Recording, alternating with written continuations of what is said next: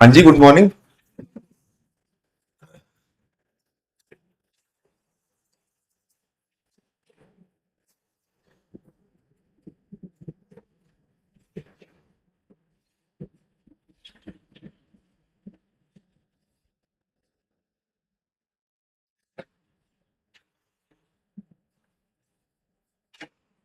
हाँ जी, तो हम लोग कॉन्ट्रैक्ट एक्ट कर रहे थे। ठीक है। कॉन्ट्रैक्ट एक्ट में कल मैंने आप लोगों को क्या क्या करवाया था और शुरुआत से लेकर अभी तक हमने क्या क्या कर लिया, एक बार देख लेते हैं। सबसे पहले मैंने आपको ये बताया कि एक बिल एक्ट बनता कैसे है। उसके बाद हम लोगों ने सबसे पहले इंडियन कॉन्ट्रैक्ट एक्ट 1872 स्टार्ट किया, जिसके अंदर हम लोगों ने सबसे पहले क्या देखी, डेफिनेशंस देखी। सबसे पहले हमने क्या देखी, डेफिनेशंस देखी।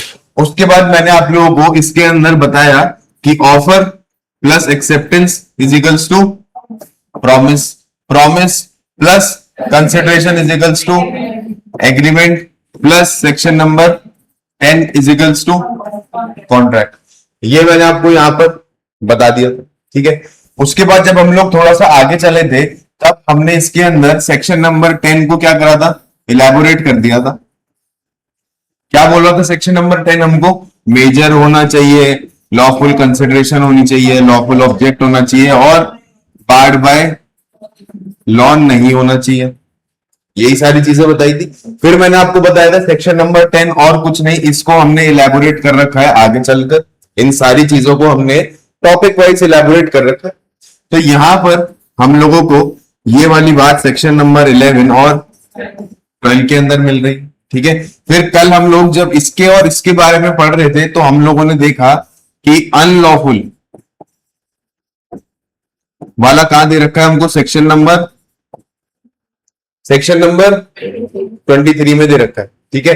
उसके बाद हम लोग फिर कंसिडरेशन की बात पर थोड़ा अलग से चले थे, तो मैंने आप लोगों को बताया था कंसिडरेशन के अंदर सेक्शन 2 क्लॉज डी में तो इसकी डिफाइन दे रखी है। सेक्शन नंबर 25 में ये बता रखा है कि कोई भी contract without consideration is void. फिर मैंने आपको बताया था कि जरूरी नहीं है कि कंसिडरेशन कैसी होनी चाहिए, मार्केट वैल्यू जितनी होनी चाहिए। ये भी आप लोगों को मैंने बता दिया था। फिर मैंने आप लोगों को बताया था कि कंसिडरेशन पास्ट, प्रेजेंट और फ्यूचर हो सकती है। फिर आपको मैंने बताया था कंसिडरेशन इंडिया के अंदर थर्ड पर्सन भी दे सकता है। ये सारी बातें कल मैंने आप लोगों को कंसिडरेशन के तौर पर एक बार सारी ये बातें बता दी थी। ठीक है। जब हम लोग इसके आगे चलते हैं, फिर हम लोगों ने सेक्शन नंबर 13 को देखा था, जिसमें हमने क्या बात करी थी, कंसेंट की बात करी थी। Same time, same thing, same sense. ठीक है। फिर कंसेंट के अंदर हम लोगों ने सेक्शन नंबर 14 को देखा। सेक्शन नंबर 14 को देखा, वो क्या बता रहा है, फ्री कंसेंट कैसे होगा, फ्री कंसेंट कैसे होगा। इसके अंदर चीजें बता रखी है, कौन कौन सी बता रखी है, कोवर्जन है, अनड्यू इन्फ्लुएंस है, फ्रॉड है, मिस रिप्रेजेंटेशन है, मिस्टेक है। आपको मैंने इसकी एक ट्रिक भी बता दी थी, आप लोगों को अगर वो सही लगे तो उससे याद कर लेना। इसको हमने सेक्शन नंबर 15, 16, 17, 18, 20 और 21 के अंदर डिवाइड कर रखा है। 19 के अंदर बता रखा है कि मिस्टेक के अलावा सब क्या है, मिस्टेक के अलावा सब कुछ वॉइडेबल है। मिस्टेक के अलावा सब कुछ क्या है, वॉइडेबल है। हम लोग अगर ये सारी बातें एक बार के लिए समझ गए तो फिर हम लोग आगे चल लेते हैं। बताओ भाई, अभी तक क्या आप लोगों को मैंने ये सब करा दिया है, तो आप लोगों को क्या ये सब समझ आया है? और अगर आया है तो क्या आप इसको एमसीक्यू की नजरों से देख पा रहे हो? और देख पा रहे हो तो क्या आप इसको रिवाइज कर रहे हो? बताओ। अगर हाँ है तो हम लोग फिर आगे चल ले जरा। बताएं भाई। यहां तक आपका मेरी तरफ से सब हो चुका है, मैं आप लोगों को एमसीक्यू सारे यहां तक मार्क करा चुका हूं।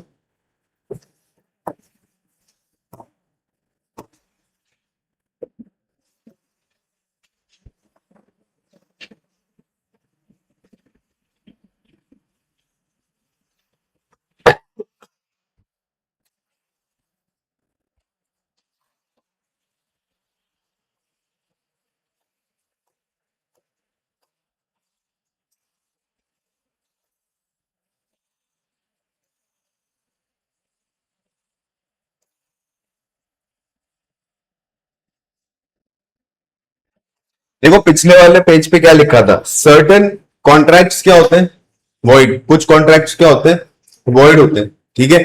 अब यहां पर मैंने आपको बताया था कि एक एमसीक्यू यहां पर आप लोगों के लिए क्या बनेगा कि कब कॉन्ट्रैक्ट वॉइडेबल हो रहा है और कब कॉन्ट्रैक्ट वॉइड हो रहा है, ठीक है। तो यहां पर वॉइड वाली सिचुएशंस देख लेते हैं। Some contracts are declared void, are not enforceable at law, hence does not constitute a valid contract. For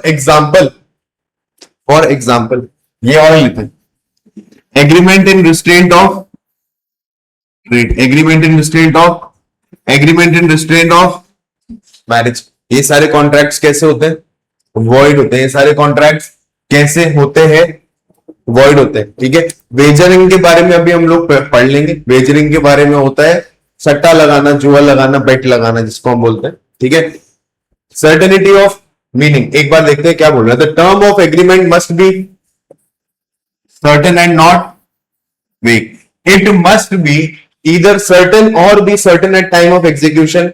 If it is not possible to ascertain the meaning of the agreement, it is not enforceable at law. अगर आप लोगों के वहां पर लिखा हुआ है contract में कोई भी ऐसा टर्म जो उस कॉन्ट्रैक्ट को क्लियर नहीं बना रहा है, वेग बना रहा है, तो हम लोग उस कॉन्ट्रैक्ट को वॉइड मान लेते हैं, ठीक है। जैसे कि I want to buy your horse, अब आप गए तो वहां पर उसके पास ब्लैक हॉर्स था, व्हाइट हॉर्स था, ब्राउन हॉर्स था, छोटा हॉर्स था, बड़ा हॉर्स था, कौन सा horse? I want to buy white German horse, I want to buy white Afghani horse. ऐसे ब्रीड्स चलती है हॉर्स में, से डॉग्स में चलती है ना, वैसे हॉर्स में भी चलती है, ठीक है। तो वहां पर आपने क्या करा, स्पेसिफाई कर दिया, आई वॉन्ट टू बाय और व्हाइट मारुति बलिनो कार। क्या आपने स्पेसिफाई कर दिया? अगर है वहां पर आई वांट टू बाय और कार, 5 गाड़ियां खड़ी हुई है, तो कॉन्ट्रैक्ट क्या सर्टेन हो सकता है? कौन सी गाड़ी खरीदने की बात हुई है, तो वो कॉन्ट्रैक्ट क्या हो जाएगा, वॉइड हो जाएगा, ठीक है। तो कॉन्ट्रैक्ट हमेशा कैसा होना चाहिए, एकदम सर्टेन होना चाहिए, ठीक है। Possibility to perform, possibility to perform, मैं आपसे कॉन्ट्रैक्ट करूं, I will give you 10,000 if you ride 10 kilometers in 2 minutes. I will give you 10,000 if you ride 10 kilometers in 2 minutes. आप बोलोगे सर या तो जहाज आप नीचे उतार दो, ठीक है, या फिर आप खुद करके बता दो, दोनों में से कोई एक काम कर दो तो हम मान जाए आपको, क्योंकि क्या ये करना पॉसिबल है? I will give you 10,000 if you stop this fan with one hand. Possible है क्या करना? बताओ है क्या करना भाई? तो कुछ कुछ कॉन्ट्रैक्ट्स क्या होते हैं, कुछ कुछ कॉन्ट्रैक्ट्स इम्पॉसिबल होते हैं, कुछ कुछ कॉन्ट्रैक्ट्स क्या होते हैं, इम्पॉसिबल होते हैं।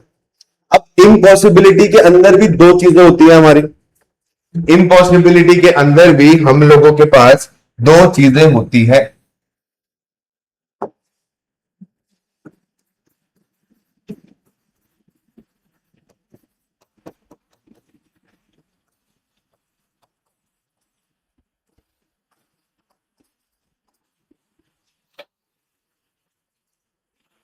क्या बोल रहे हैं यहां पर?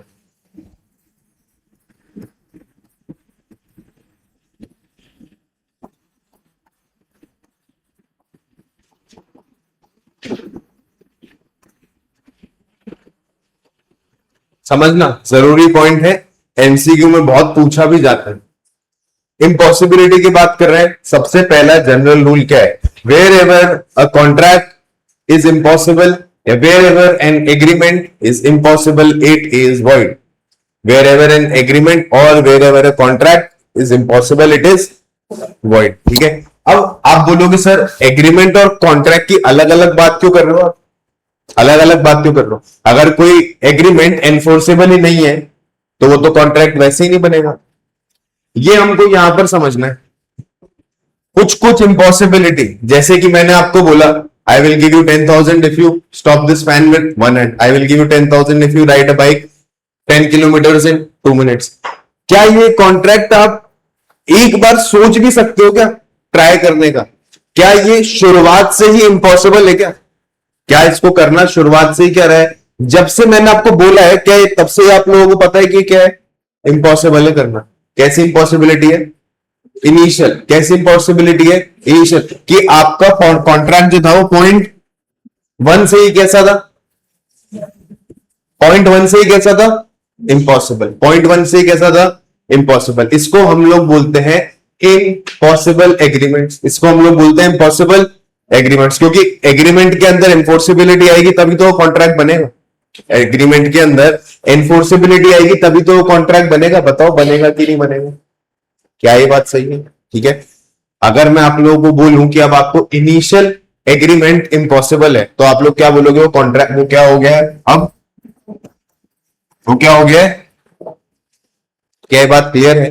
कहां दे रखा है, सेक्शन 36 क्या दे रखा है, initial impossibility. Initial impossibility, initial impossibility कैसी होती है, वॉइड। 3 एमसीक्यू इसके अंदर आप लोगों को बता दिए। कहां दे रखा है, क्या दे रखा है, क्या हो जाएगा। अब हम बात कर लेते हैं सुपरवीनिंग इम्पॉसिबिलिटी की। कौन सी इम्पॉसिबिलिटी की, सुपरवीनिंग। इसका नाम यही है, इसी नाम से आप लोगों को ये मिलेगा अपने पेपर में। तो इसको किसी और नाम से लेटर इम्पॉसिबिलिटी, मिडल इम्पॉसिबिलिटी ऐसे से याद मत रखना, कानूनन नाम इसका यही है। ठीक है। अब आपसे, चलो आपसे छोड़ो, मैंने कॉन्ट्रैक्ट किया एक ईरान के अंदर तेल बेचने वाले आदमी से। ईरान के अंदर मैंने कॉन्ट्रैक्ट कर लिया तेल बेचने वाले आदमी से। मैंने उसको बोला कि भैया गुजरात के पोर्ट पर आप वहां पर इतने इतने बैरल्स ऑयल उतार देना। उसने मेरे से बोल दिया कि सर उतार देंगे, अपना तो काम ही है तेल बेचने का, बेच देंगे। मैंने उससे वहां पर 1 करोड़ का तेल परचेस करने के लिए बोल दिया। जिस दिन शिप निकल रही थी उस दिन ही इजराइल ने हमला कर दिया। क्या वो शिप गलती से भी आगे आ सकती है, गलती से भी आगे आ सकती है? क्या कॉन्ट्रैक्ट इम्पॉसिबल हो गया? लेकिन क्या वो शुरुआत से इम्पॉसिबल था, क्या वो शुरुआत से इम्पॉसिबल था? क्या वो कहीं बीच में आकर इम्पॉसिबल हो गया? वो कहीं बीच में आकर इम्पॉसिबल हो गया? सुपरवीनिंग आगे आने वाले इवेंट्स की वजह से वो क्या हो गया, इम्पॉसिबल हो गया। बताओ, सुपरवीनिंग इम्पॉसिबिलिटी। मैंने कॉन्ट्रैक्ट किया, नया नया रेस्टोरेंट खोला, मैंने एक सिंगर से कॉन्ट्रैक्ट कर लिया कि यार तू आएगा और तू मेरे रेस्टोरेंट के अंदर फ्राइडे को म्यूजिक नाइट पे गाना गाएगा। ठीक है। अर्थक्वेक आ गया, रेस्टोरेंट गिर गया, अर्थक्वेक आ गया, रेस्टोरेंट गिर गया। क्या कॉन्ट्रैक्ट निभाया जा सकता है क्या? नहीं। क्यों? बोले सर गांव का पत्थरों के ऊपर। क्या पहले से था? कब हुआ है? बाद। कहां दे रखा है, क्या दे रखा है, क्या हो जाएगा?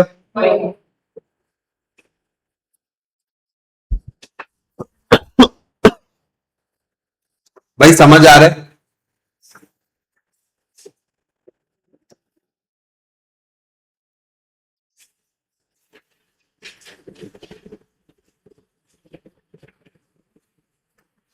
ठीक है। क्या बोल रहे हैं यहां पर, एक बार देख लेते हैं। Possibility to perform the promise made under a valid contract must be executable, मतलब वही परफॉर्म करे जाने जैसा होना चाहिए। And agreement to do some impossible act is void and never convert into contract. Legal formalities. Although Indian Contract Act does not provide any formality to enter into contract, a contract may be express or even implied. However, law requires for a particular contract it must comply with all legal formalities such as writing, registration, attestation. For example, under the provision of Immovable Property Act, contract of immovable property must be written, registered and duly stamped. देखो होता क्या है ना, contract act में क्या लिखा हुआ है, कॉन्ट्रैक्ट एक्ट में लिखा हुआ है कि एक कॉन्ट्रैक्ट ओरल भी हो सकता है, एक कॉन्ट्रैक्ट रिटन भी हो सकता है। ठीक है। तो ओरल कॉन्ट्रैक्ट की क्या कोई वैल्यू होती है? अगर देखा जाए तो क्या ओरल कॉन्ट्रैक्ट की कोई वैल्यू रहती है? लेकिन एक्ट कब का बना हुआ है, 1872 का। तब लोग ज्यादा अपनी थोड़ी बात पे क्या रहते थे, पक्के रहते थे। ठीक है। तो हमने ओरल कॉन्ट्रैक्ट बनाने का भी एक आपको प्रावधान दे रखा है कि कल को अगर ओरल कॉन्ट्रैक्ट हो तो ऐसा नहीं है कि वो कॉन्ट्रैक्ट इनवैलिड हो जाएगा, लेकिन ज्यादा अच्छा क्या रहता है, कॉन्ट्रैक्ट कैसे हो, रिटर्न हो। ठीक है। अब इमूवेबल प्रॉपर्टी के कॉन्ट्रैक्ट तो क्या ओरल हो ही नहीं सकते। अगर आपको अपनी जमीन का लेन देन करना है ना, तो वो कॉन्ट्रैक्ट कभी भी क्या नहीं हो सकते, इमूवेबल नहीं हो सकते। उसको क्या क्या होना पड़ेगा, लिखा हुआ होना चाहिए, रजिस्ट्रेशन होनी चाहिए और स्टैंपिंग होनी चाहिए उस चीज की, ठीक है। इतना सा बोल रहा है बात, आप लोगों के लिए कोई इंपॉर्टेंट एमसीक्यू नहीं है।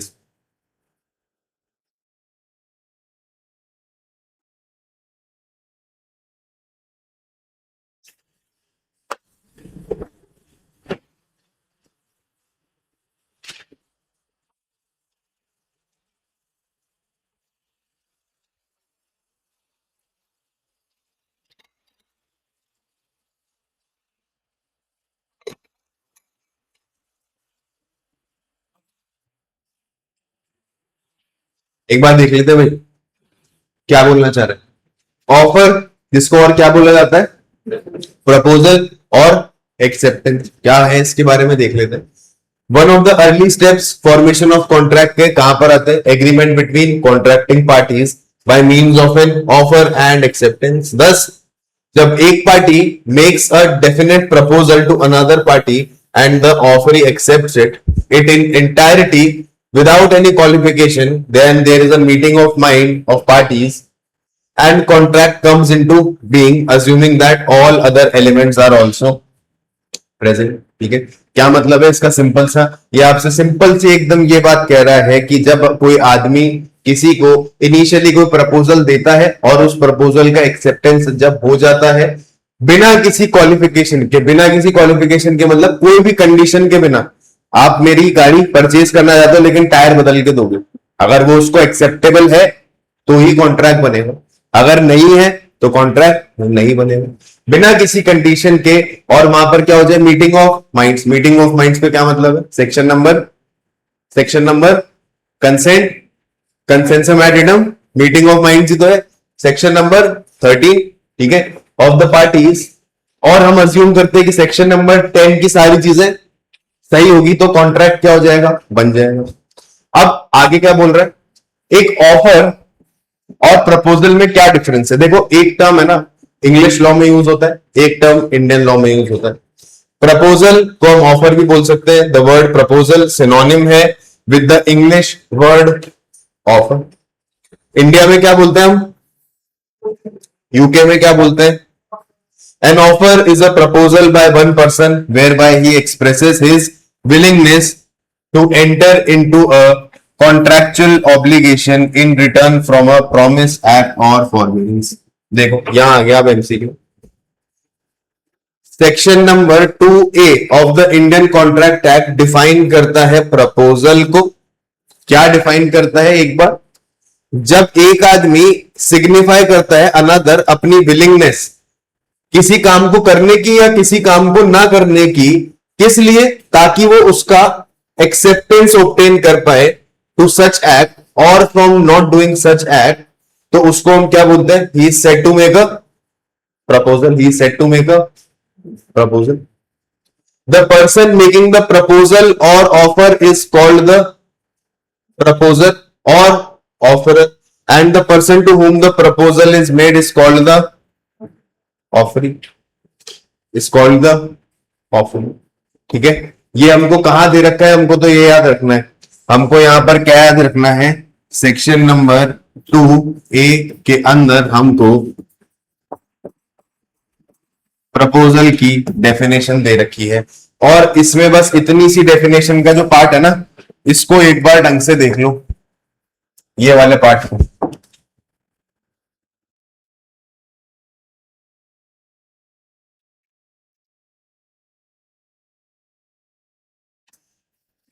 बस इतना भी कर लोगे ना, अगर इतना भी पहचान लेगा ना अगर आपका ब्रेन, तो भी आप अगर मान लो कल को डेफिनेशन का आ जाता है एमसीक्यू, ठीक है, कि हमको तो भाई किसकी डेफिनेशन बता दो, प्रपोजल की डेफिनेशन बता दो, ठीक है, तो आप लोगों को उसमें ये वाली लाइन पकड़नी है, बस शुरुआत की एक लाइन पकड़ लेना, when one person signifies to another is willingness, when one person signifies to another is willingness. जब एक आदमी अपनी मन की इच्छा बताएगा तभी तो ऑफर कर पाएगा, अपनी मन की इच्छा बताएगा तभी तो ऑफर कर पाएगा ना, ठीक है।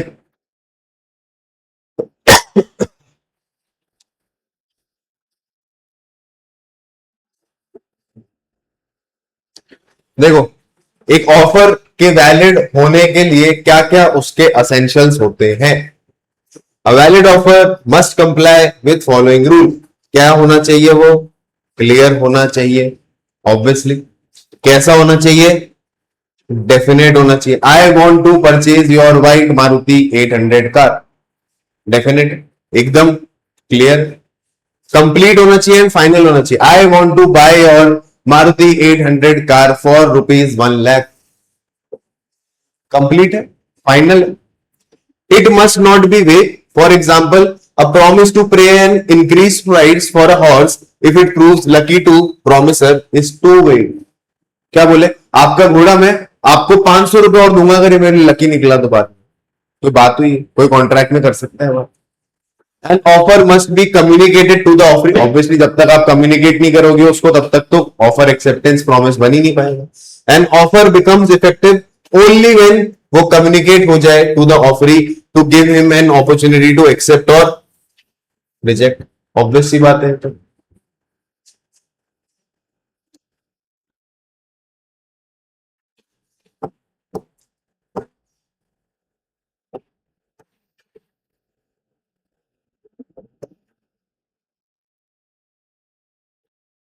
उसके बाद the communication of offer may be express, मतलब आप वर्बली भी दे सकते हो ऑफर या आप रिटन फॉर्मेट में भी दे सकते हो offer. A offer is car to be for ₹10,000, it is an express offer. A bus flying on a definite route goes along the street, this is an implied offer. इसका मतलब क्या है? अगर एक बस बोल रही है कि मैं पॉइंट ए से पॉइंट बी तक जाऊंगी, बीच बीच पे स्टॉप ले रही है, क्या वो ऑफर नहीं कर रहा लोगों को कि आ जाओ आ जाओ, मैं आपको क्या करा देता हूँ, ट्रैवल करा देता हूं। लेकिन क्या वो एक एक आदमी से पूछ रहा है आपको करना है क्या, आपको करना है क्या, आपको करना है? इंप्लाइड तरीके से दे रहा है। मतलब अगर बस स्टैंड पे रुक रही है तो क्या ऑफर दे रही है वो? You can travel in the bus, implied है, ठीक है। This is an implied offer on the part of the owner of the bus to carry passengers at the scheduled fare for various stages. The communication of the offer may be general or specific, ये MCQ है।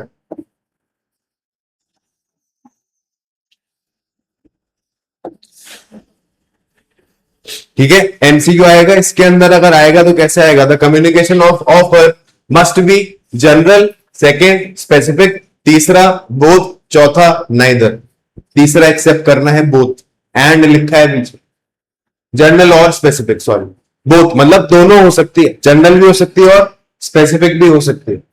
Where an offer is made to a specific person it is called specific offer and it can be accepted only by that person. मैंने इनको offer दिया भाई मुझे आपकी गाड़ी खरीदनी है, ये एक्सेप्ट कर सकती है क्या? नहीं कर सकते, only by that person. But when an offer is addressed to an uncertain body of individual, the world at large, it is a general offer and can be accepted by any member of the general public by fulfilling the condition laid down in the offer। आपका पेट था, बड़ा प्यारा है आपको, एक दिन gate खुला रह गया और निकलकर भाग गए, 2 दिन हो गए वापस घर नहीं आ पाए, आपने पेपर में इश्तेहार छपवा दिया, जो भी मेरे प्यारे को ढूंढ कर लाएगा उसको मैं 10,000 रुपीज इनाम दूंगी या दूंगा। क्या ये ऑफर किसी स्पेसिफिक पर्सन को है, जो ढूंढ रहा है उसको है? जो ढूंढ रहा है उसको है, मतलब this offer belongs to the world at large. अब चाहे कोई भी ढूंढे उसको, हमें तो उससे मतलब है ही नहीं, हमें तो उससे मतलब है ही नहीं। तो ये ऑफर कैसा हो गया? जनरल ऑफर, ठीक है। अगर मैं इनको बोलता हूं कि भाई मेरे को अभी गाड़ी खरीदनी है तो वो ऑफर कैसा हो जाता? स्पेसिफिक ऑफर, ठीक है। क्या ये बात हम लोग समझ पा रहे हैं? उसके बाद एक्सेप्टेंस,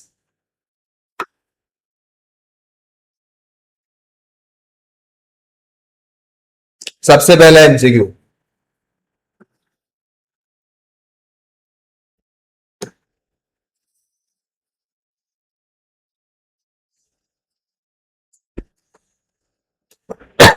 सेक्शन 2A में हमको क्या दे रखा है? सेक्शन 2A में क्या दे रखा है? जोर से बोलो, ऑफर और प्रपोजल। सेक्शन 2D में, 2H में कॉन्ट्रैक्ट दे रखा है, ठीक है। और 2E में, 2E में, सेक्शन 2E में कॉन्ट्रैक्ट से पहले क्या बनता है? एग्रीमेंट। एग्रीमेंट दे रखा है भाई, क्या दे रखा है? एग्रीमेंट दे रखा है, ठीक है। 2A में क्या दे रखा है? 2B में क्या दे रखा है? 2D में क्या दे रखा है?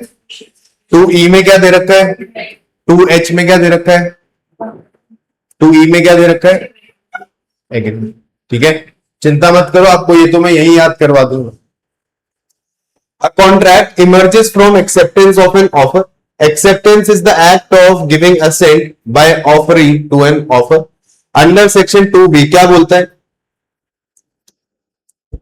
When a person to whom the proposal is given signifies his assent, signifies his assent, जब वो उस पर अपना कंसेंट दे दे, अपना असेंट दे दे, the proposal is said to be accepted. A proposal when accepted becomes, ये तो आपको पता ही, ये तो आप लोगों को पता है, ये तो पहले बता दिया था। रूल्स गवर्निंग एक्सेप्टेंस क्या बोल रहा है ये यहां पर? देखो, acceptance may be express by word spoken और रिटन और implied from the conduct of the parties. आप बस के अंदर चढ़ गए, आपसे टिकट के पैसे मांगे, जब आपका स्टॉप आ गया, क्या आप ये बोलोगे कि मैंने तो आपका कॉन्ट्रैक्ट सर ऑफर एक्सेप्ट ही नहीं किया था, मैंने तो आपका प्रपोजल एक्सेप्ट करा ही नहीं था? क्या बस में चढ़ना अपने आप में एक्सेप्टेंस नहीं है? अगर बस का स्टैंड में रुकना अपने आप में ऑफर है, तो क्या बस में चढ़ना अपने आप में एक्सेप्टेंस नहीं है? ठीक है। If a particular method of acceptance is prescribed, offer को फिर तब वैसे ही एक्सेप्ट करना पड़ेगा, ठीक है। जैसे मैंने इनको बोला कि आपको अगर मेरी गाड़ी खरीदनी है तो मेरे को 10,000 रुपीज एडवांस दे देना, उसी को मैं एक्सेप्टेंस मानूंगा। तो इनको अगर ऑफर एक्सेप्ट करना है तो क्या करना पड़ेगा? 10,000 रुपीज एडवांस देने पड़ेंगे। Acceptance must be unqualified and absolute and must be correspond with all the terms of the offer. ये MCQ है। Acceptance must be unqualified and absolute.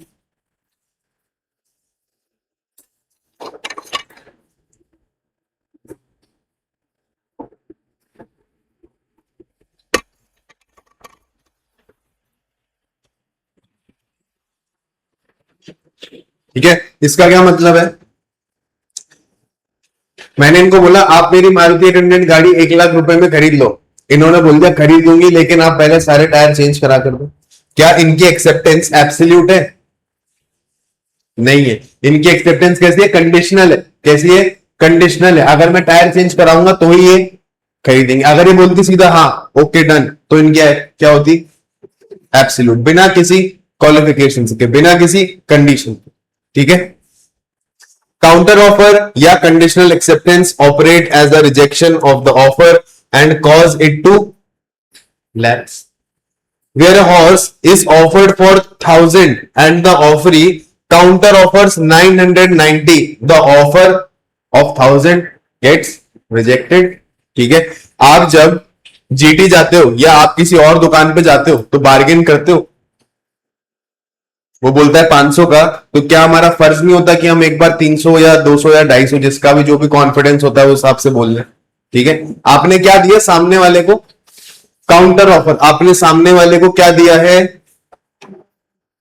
सामने वाले को हमने क्या दिया है? Counter offer. काउंटर ऑफर देते ही क्या उसका पुराना वाला ऑफर लैप्स हो गया? क्या उसका पुराना वाला ऑफर लैप्स हो गया? जो आपको 500 में बेचना चाह रहा है, क्या वो ऑफर लैप्स है? अब वो आपका 250 वाला हो सकता है, क्या बोल दे सर 350, मैम 350, तो आपका पुराना वाला लैप्स हो गया। फिर आप बोलो 350 नहीं 300, क्या उसका पुराना वाला लैप्स हो गया? जैसे जैसे काउंटर ऑफर आते जाते हैं, पुराना वाला क्या होता जाता है? लैप्स होते जाता है। पुराना वाला ऑफर क्या होते जाता है? लैप्स होते जाता है।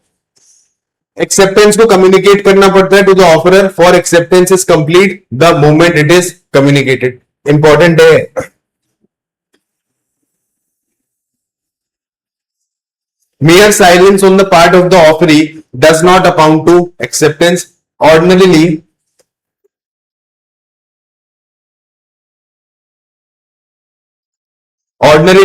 the offeree cannot frame his offer in such a way to make the silence or inaction of the offeree as acceptance. In other words, the offeree can prescribe the mode of acceptance but not the mode of rejection. If the offer is one which is to be accepted by being acted upon, no communication of acceptance to the offeree is necessary. ठीक है।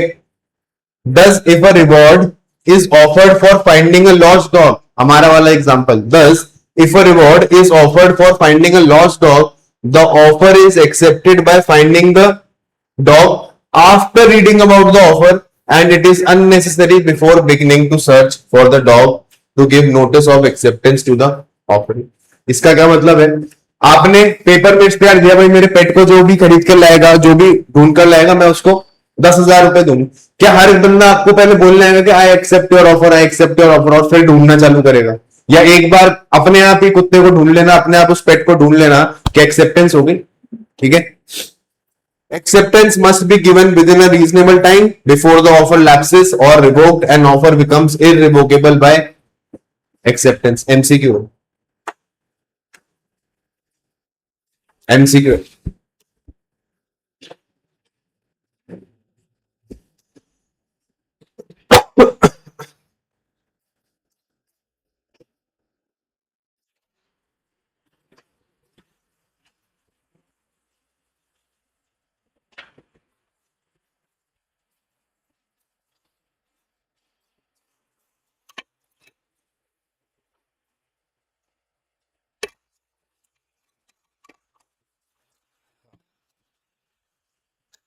Intention to create legal relationship, ये हम पहले भी देख चुके हैं।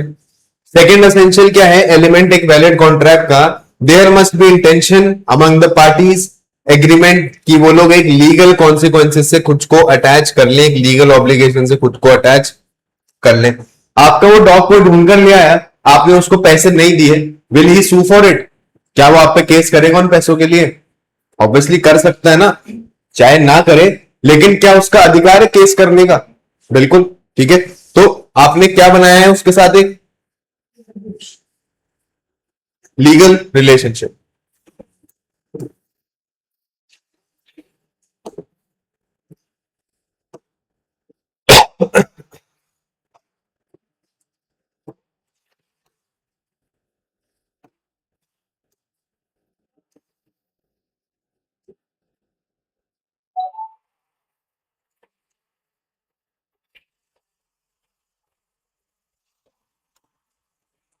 If there is no such intention on part of parties, there is no contract between them.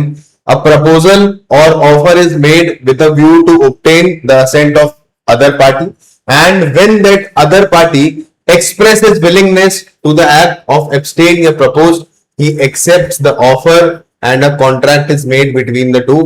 But both offer and acceptance must be made with the intention to create legal relation between the parties. The test of intention is objective. ठीक है, यहां पर आपके लिए as such कोई MCQ इधर आ नहीं रहा है, मैं आगे चल रहा हूं।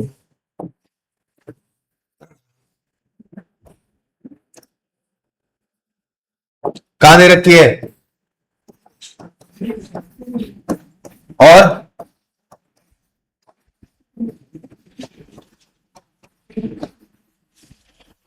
क्या कंसिडरेशन के लिए हम लोगों को 3 सेक्शन याद रखने? 23 में क्या दे रखा है? 23 में क्या दे रखा है? अनलॉफुल। 23 में क्या दे रखा है? अनलॉफुल। 25 में क्या दे रखा है? Without consideration. और 2D में क्या दे रखा है? डेफिनेशन। 2D में क्या दे रखा है? डेफिनेशन। ठीक है, ये आता है कंसिडरेशन पे एक क्वेश्चन मान के चलो, बहुत हाई चांसेस है कि कंसिडरेशन पे एक क्वेश्चन पूछा जा सकता है। ठीक है, कंसिडरेशन एक एसेंशियल एलिमेंट है कॉन्ट्रैक्ट का। कंसिडरेशन की रिक्वायरमेंट हर कॉन्ट्रैक्ट को रहती है। It is the arm of the law to enforce of mutual promise of the parties. A mere promise is not enforceable at law. ठीक है, जब तक प्रॉमिस के अंदर किस चीज का मसाला नहीं लगेगा वो एग्रीमेंट नहीं बनेगा कंसिडरेशन का। If A promises to make a gift of rupees 500 to B, gift of rupees 500 to B, and subsequently changes mind, B cannot succeed against A for breach of promise. मैंने आपको बोला कि मैं कल आप लोगों के लिए चॉकलेट लेकर आऊंगा, नहीं लेकर आया तो क्या सू कर दोगे? क्या केस कर दोगे? ना तो मेरा कोई लीगल इंटेंशन बनाने का क्रिएशन था, ठीक है, ना ही कोई कंसिडरेशन था सामने। ठीक है, and B has not given anything in return. It is only when a promise is made for something in return from the promisee that such promise can be enforced by law against the promisor. This something in return is consideration. This something in return is consideration. गाड़ी खरीदी, बदले में क्या मिल गए? पैसे. तेल मंगाए Iran से, बदले में क्या दे दिए उसको? पैसे. हमारे पास क्या आ गया? तेल. राइस का बिजनेस करा, क्या खरीदे क्विंटल्स में? राइस. उसको क्या बोला? पैसे दे लो. क्या दिया कंसिडरेशन में? पैसे. ठीक है.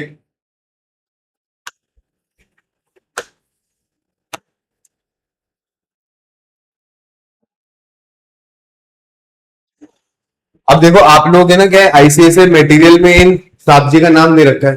ठीक है. किसका नाम है? Sir Pollock. कौन है? पॉलक. ठीक है. इन्होंने कंसिडरेशन को अलग तरीके से थोड़ा सा डिफाइन करने की कोशिश करी, फिर ये थोड़ा ज्यादा बैठे थे.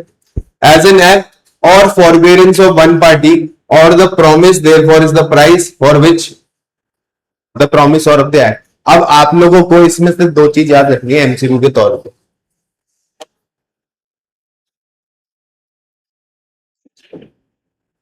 पॉलक ने फॉरबियरेंस बोली किस बात के लिए? कंसिडरेशन के लिए. हम बाकी का पार्ट इधर उधर कर सकते हैं, अभी एमसीक्यू की बातें कर रहे हैं. और आपको कभी सब्जेक्टिव में ये सारी डेफिनेशंस लिखने की जरूरत पड़ेगी नहीं. सब्जेक्टिव में कभी ये क्वेश्चन नहीं आएगा पॉलक की डेफिनेशन बता दो, कभी नहीं पूछेगा. ठीक है. तो यहां पर सिर्फ और सिर्फ एक एमसीक्यू की नजर से हमको क्या देखना है? पॉलक, फॉरबियरेंस, कंसिडरेशन. बताओ क्या आपकी पिक्टोग्राफिक मेमोरी ये चीज याद रख लेगी? बताओ रख लेगी? ठीक है. Sorry. Consideration is identified as quid pro quo. Important है. क्या मतलब होता है भाई क्विड प्रो को का? Something in return. क्या मतलब होता है समथिंग इन रिटर्न? देखो बात क्या है ना, बात यह है कि इंडिया वालों ने कानून कहां से अडॉप्ट करें ज्यादातर? या तो यूएस से या फिर यूके से. या तो यूएस से या फिर यूके से.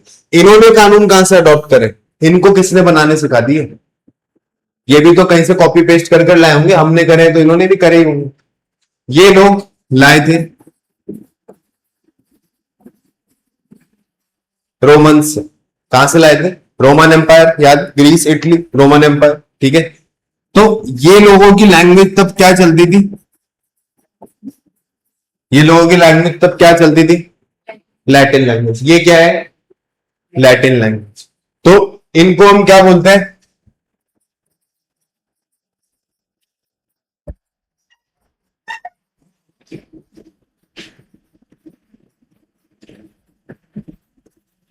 लैटिन मैक्सिम्स भी बोल देते हैं और लीगल मैक्सिम्स भी बोल देते हैं. दोनों ही नाम से जाना जाता है. ये जो यहां पर मैक्सिम है ये किस भाषा में? लैटिन भाषा में. हम लोग इसको किस में समझ रहे हैं?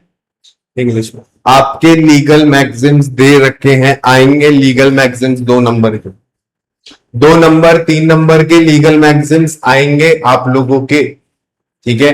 तो आपको मैं इंपॉर्टेंट वाले मार्क कराता जाऊंगा जिनकी ज्यादा हो सकती है आने की चांसेस, वरना तो इतनी मोटी डिक्शनरी है लीगल मैगजीन की. ठीक है. आगे चल लेते भाई. This something need not be in terms of money. जरूरी नहीं कंसिडरेशन सिर्फ मनी के अंदर ही हो. As stated in the case of Currie versus Misa, some right, interest, profit और बेनिफिट टू वन पार्टी और सम फॉर बियरेंस, लॉस और responsibility given, suffered or undertaken by the other. However, it must have value in the eyes of law and must not be vague or illusory. आप बोलो आपकी गाड़ी के बदले मैं आपको 1 लाख रुपए का सोना दे रहा हूं, चले? आप बोलो आपकी गाड़ी के बदले मैं आपको अगले 10 महीने तक इस लैंड का रेंट देता रहूंगा, चले? ठीक है. आप बोलो मैं आपको इस चावल के बदले मेरे खेत के मैंगो ट्रेड करना चाहता हूं, चले? कंसिडरेशन है. क्या लॉ की इन सारी चीजों में कोई ना कोई वैल्यू है? क्या वो मैंगो, क्या वो गोल्ड या कोई भी और ऐसी चीज वैल्यू रखती है अपने आप में? वो भी अपने आप में कंसिडरेशन लेकर आएंगे. तो इसलिए वो नहीं है क्या वेग और इल्यूजरी. नहीं होने चाहिए। सेक्शन नंबर 2D बताता है कंसिडरेशन को, when at the desire of the promisor और एनी अदर पर्सन। देखो मैंने बताया था ना, मैंने बताया था ना कंसिडरेशन क्या कौन दे सकता है, थर्ड पार्टी। दिख रहा है इधर, और एनी अदर पर्सन, ये दिखाता है यहां पर कि थर्ड पार्टी दे रही है। अब इधर देखो, हैज डन, हैज डन या एब्सटेन्ड फ्रॉम डूइंग, और डज और एब्सटेन्स फ्रॉम डूइंग, और प्रोमिसेस टू डू और एब्सटेन फ्रॉम डूइंग। अगर आप लोगों को टेंसेस का ज्ञान हो तो यहां पर पास्ट, प्रेजेंट और फ्यूचर टेंस दिख रहा होगा। यहां पर आपको दिख रहा होगा पास्ट, यहां पर आपको दिख रहा होगा प्रेजेंट, और यहां पर आपको दिख रहा होगा फ्यूचर टेंस। ठीक है, सच एक्ट और एब्सटेंस और promise is called consideration of the promise. हमको डेफिनेशंस याद करने की, रटने की आज की तारीख में तो जरूरत नहीं है। आपके कोर्स में कॉन्ट्रैक्ट एक्ट बाद में भी है, हो सकता है कल को जरूरत पड़ जाए, लेकिन आज की तारीख में तो नहीं है। हमको सिर्फ इन डेफिनेशंस को बार बार देखने की जरूरत है, ताकि हम कुछ वर्ड्स ऐसे पकड़ ले कि वहां पेपर में जब आए वो वर्ड्स तो हम देख के बोल दे कि ये तो कंसिडरेशन की डेफिनेशन लिखी हुई है।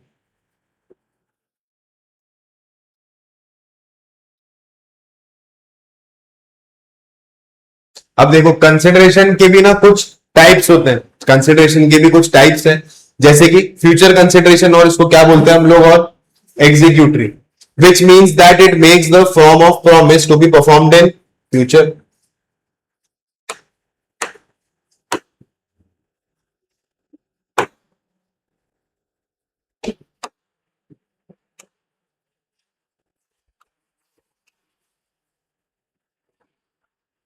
ठीक है, उसके बाद प्रेजेंट हो सकती है, पास हो सकती है, मैंने आप लोगों को बता ही रखा है। क्या मैंने आप लोगों को बता रखा है, कंसिडरेशन फ्यूचर, पास्ट, प्रेजेंट हो सकती है, डेफिनेशन में भी दिखा दी। उसके बाद इंग्लिश लॉ के अकॉर्डिंग कंसिडरेशन एग्जीक्यूटरी और एग्जीक्यूटेड बट नेवर पास्ट। ये चीज इंपॉर्टेंट है, अंडरलाइन कर लेना। कंसिडरेशन कभी भी क्या नहीं हो सकती है, इंग्लिश लॉ के अकॉर्डिंग पास्ट नहीं हो सकती है। इंग्लिश लॉ में और इंडियन लॉ में कंसिडरेशन को लेके क्या फर्क है, इंडियन लॉ में थर्ड पार्टी भी दे सकती है और पास्ट में भी कंसिडरेशन आ सकती है। इंग्लिश लॉ के अंदर ना तो पास्ट में कंसिडरेशन हो सकती है और ना ही थर्ड पार्टी दे सकती है। उसके बाद कल मैंने आप लोगों को लॉफुल ऑब्जेक्ट और कंसिडरेशन के बारे में तो सब कुछ बता ही दी। ये लिख के सारे एमसीक्यू हमारे जो हमने कल समझे थे।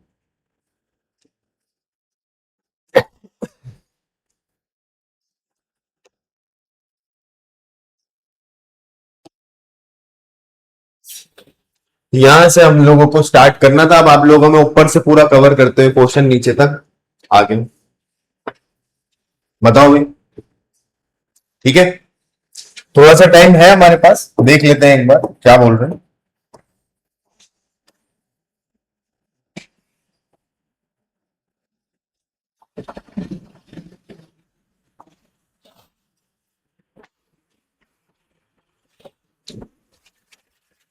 ठीक है, फॉलोइंग एग्रीमेंट्स आर,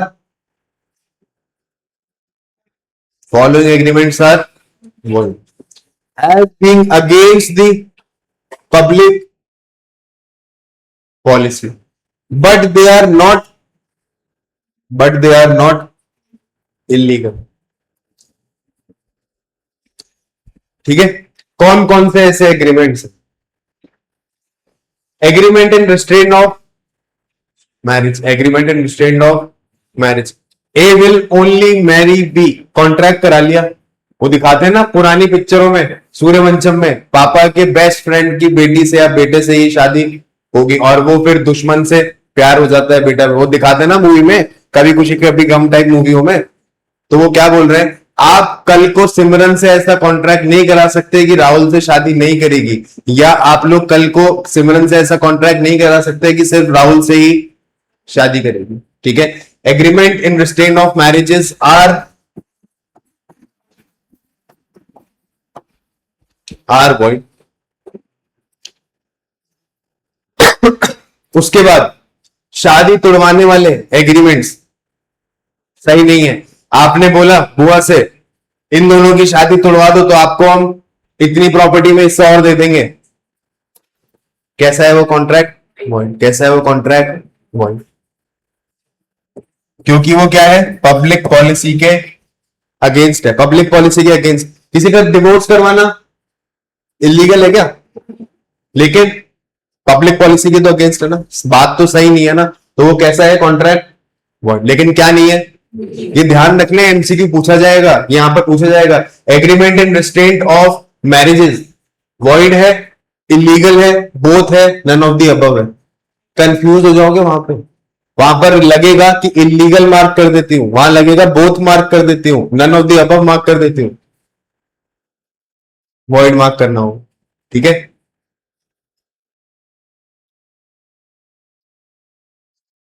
उसके बाद agreement in restraint of personal freedom, agreement in restraint of personal freedom are void. आपने किसी को बोल दिया जयपुर से बाहर नहीं जाएगा, कॉन्ट्रैक्ट है तेरे साथ मेरा, हो सकता है क्या? कर सकते हो क्या? Void. Agreement of restraint of trade, आपने किसी के साथ बोला तू आज से यहां पर ये दुकान नहीं लगाएगा, मेरे से कॉन्ट्रैक्ट कर।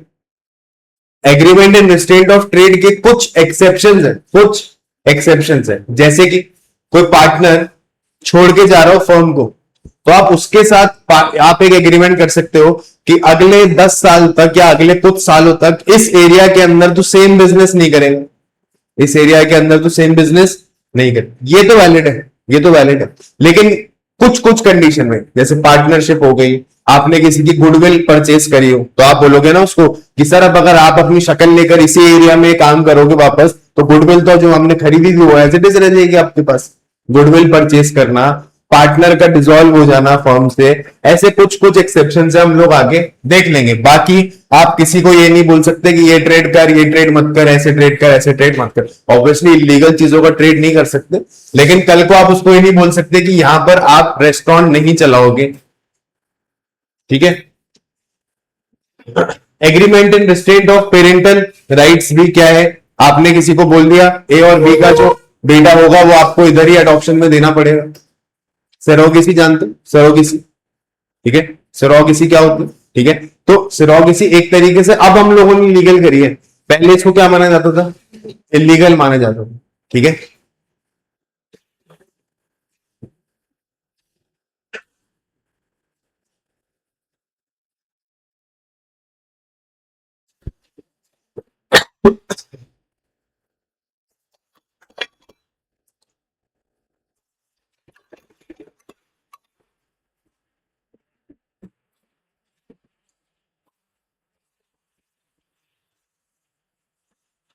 डिस्चार्ज और टर्मिनेशन ऑफ कॉन्ट्रैक्ट। एक कॉन्ट्रैक्ट कब या तो खत्म हो जाता है या कब वो कॉन्ट्रैक्ट टूट जाता है, कब आप उससे मुक्त हो जाते हो या कब आप वो कॉन्ट्रैक्ट खत्म कर देते हो। देखो डिस्चार्ज का क्या मतलब है, यहां पर पेशेंट को लिखता है ना, आपको क्या कर दिया गया हॉस्पिटल से, यहां पर आपको किस चीज से डिस्चार्ज करते हैं?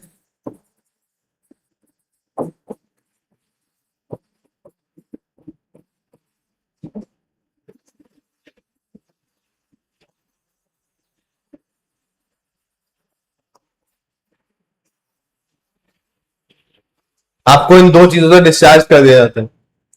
जब भी कॉन्ट्रैक्ट डिस्चार्ज होता है तो आप किस चीज से डिस्चार्ज हो जाते हो? लीगल ऑब्लिगेशन से और लीगल रिलेशन से, इन दोनों चीजों से आप लोग डिस्चार्ज हो जाते हैं।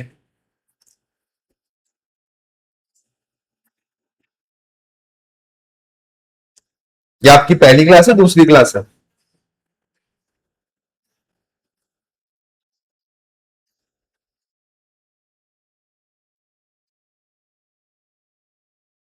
अब ये याद रखना बड़ा इंपॉर्टेंट है, डिस्चार्ज के क्वेश्चन आने के बहुत हाई चांसेस होते हैं, बहुत हाई चांसेस होते हैं। ठीक है, आप लोगों का मैं ये नया वाला मॉड्यूल जितना भी देख रहा हूं, इसमें से ये मान लो कि one of the most important questions discharge के अंदर से उठेगा। तो मेरे को 99.9% लगता है कि डिस्चार्ज टर्मिनेशन में से क्वेश्चन जरूर आएगा आप लोगों में, डेफिनेशन क्लॉज में से आएगा, कंसिडरेशन पे से आएगा, डिस्चार्ज पे से आएगा, थोड़ा बहुत फिर ये इधर उधर से पूछेंगे अपने 5-6 नंबर का, और बाकी पार्ट 2 में से पूछेंगे 124 से 238 वाला वहां पर से आएंगे 4-5 नंबर। ठीक है। परफॉर्मेंस ऑफ कॉन्ट्रैक्ट, आपने अपना कॉन्ट्रैक्ट परफॉर्म कर दिया, ऑब्वियसली क्या हो गया, कॉन्ट्रैक्ट डिस्चार्ज। आपने म्यूचुअल कंसेंट से कॉन्ट्रैक्ट को खत्म कर दिया, म्यूचुअल कंसेंट से। दोनों ने बोला, इन्होंने बोला मेरे को गाड़ी नहीं बेचनी, मेरे को बोला मेरे को भी नहीं खरीदनी, अच्छी डील मिल रही है कहीं। दोनों ने क्या कर दिया, अपने म्यूचुअल कंसेंट से राजी नामे से कॉन्ट्रैक्ट को क्या कर दिया, डिस्चार्ज कर दिया। ठीक है। लैप्स ऑफ टाइम, इन्होंने मेरे को बोला था अगर गाड़ी आपको खरीदनी है तो आपको 1 महीने में मेरे को पूरे पैसे जमा कराने पड़ेंगे, मैं नहीं करा पाया, कॉन्ट्रैक्ट क्या हो गया, ऑपरेशन ऑफ लॉ। चाइना के साथ एक वेंडर था जिसके साथ आपने कॉन्ट्रैक्ट कर रखा था कि आप मेरे को राखी बनाने के ऊपर जो ये लगते हैं ना चमचम, वो आप मेरे को भेजोगे एक पूरा कंटेनर भर के, मेरा यहां पर प्रोडक्शन चलता है राखी बनाने का। इंडिया ने बोल दिया चाइना से आज से सारे एक्सपोर्ट बंद। क्या वो कॉन्ट्रैक्ट अब निभाया जा सकता है? कॉन्ट्रैक्ट क्या हो गया, डिस्चार्ज। इम्पॉसिबिलिटी ऑफ परफॉर्मेंस बताई थी आपको, सुपर वीनिंग और ब्रीच ऑफ कॉन्ट्रैक्ट। कोई सामने वाला बोल दे, वो चाइना वाला, मैं नहीं बेचता, कर लो जो करना, ये मेरे को बोल दे मैं नहीं बेचती, कर लो जो करना। गोल्ड स्मिथ को देकर आया था बनने ज्वेलरी, बोलता है नहीं बनाई, नहीं बनाऊंगा, कर लो जो करना। सबने क्या कर दिया है, ब्रीच ऑफ कॉन्ट्रैक्ट। बताया भाई, क्या आप लोगों को ये बातें समझ में आ रही है? क्या ये पॉइंट इंपॉर्टेंट है? इनको पॉइंटों को यही याद कर लो, इन पॉइंट्स को इन लोगों ने आगे जो है इलेबोरेट कर रखा होगा। हाँ, ये परफॉर्मेंस ऑफ कॉन्ट्रैक्ट इलेबोरेट कर रखा है इनको आगे।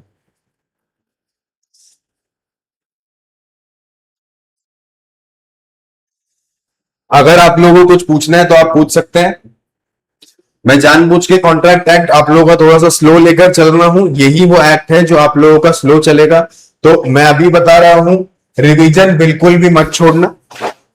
यहां का एक रूल है, अगर आपने 3 क्लास छोड़ दी लगातार, 3 दिन अगर आप नहीं आए, छोड़ दी ना क्लास, आप उस चीज को रिकवर नहीं कर सकते, आप उस चीज को रिकवर नहीं कर पाओगे। दिन की कितनी क्लास है?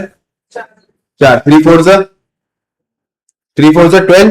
ठीक है। बहुत मुश्किल है कि चौथे दिन आकर आप चौथे दिन को भी रिकवर कर लो और उसके बाद 12-12 घंटे को तोड़ के अगले 4 दिन में कवर कर लो। डिसिप्लिन वाला बच्चा ही कर पाता है, 99% बच्चे नहीं कर पाते। ठीक है। इसके बाद अगर आप लोग रिवाइज साथ साथ में नहीं करते जा रहे हो ना, इको है, अकाउंट्स है, ये है, अगर आप रिवाइज साथ साथ में नहीं कर रहे हो, आपको लग रहा है कि अभी तो नया नया चालू ही तो हुआ है काम, नया नया आने ही तो लगे हैं, अभी 4-5 दिन ही तो हुए खाली, तो ये मान लेना अगले 2 हफ्ते के बाद आप रिग्रेट करोगे कि मैंने 2 हफ्ता क्यों रिवीजन नहीं की। क्योंकि उसके बाद सब लोग कोर्स तेजी से चलाने लगेंगे, अभी सब आपके साथ आराम से नरमी बरत रहे। ठीक है।